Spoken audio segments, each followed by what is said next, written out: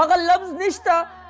چې ورته تپوس وکړي چې بچي هلته خوراک څنګه دی خوراک په ټایم باندې کې اعلان که مور ته به پته م وه چې نسیم شاه هلته ډېر ښه خوراکونه کوي هلته ورته د ژوند هر یو سهولت موجود دی خو بیا به همدغه مور تپوس کولی چې وایه زویه خوراک دې څنګه دی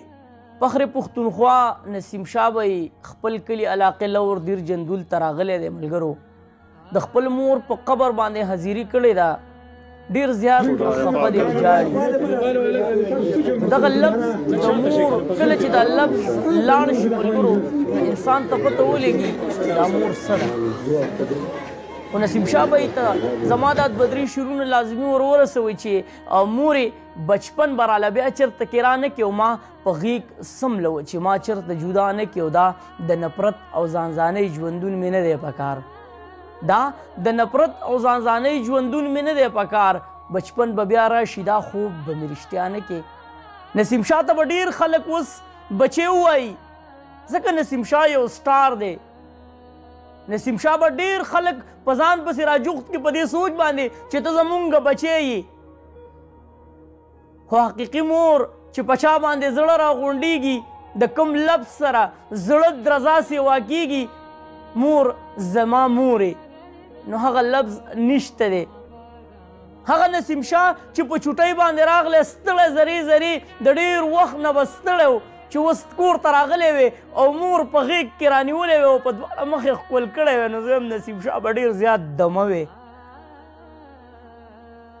نسیم شاه ولې جاړي نسیم شاه ځکه جاړي ملګرو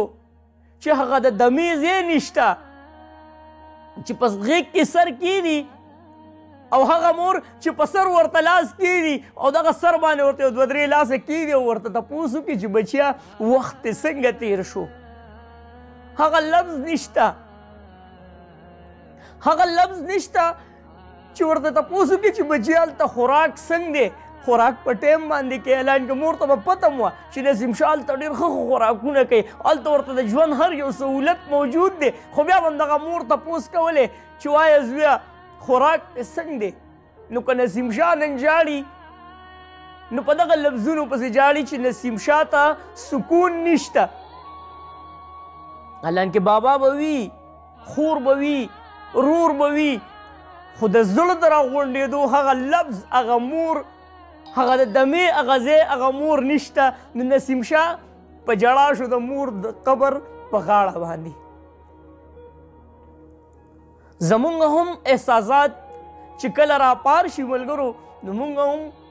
تاسو ته به طور نصیحت دا خبره کوو چې د خپلې مور ډېر زیات خیال وساتئ تاسو ته مو وویل که نه نسیم شاه ته د هېڅ کمی هم نشته دی هر یو څیز ډېر تیر چې څوک یې هم ځان ته رانږدې کوي نو پردی زنانه به وي خو نسیم شاه ته به وایي بچیا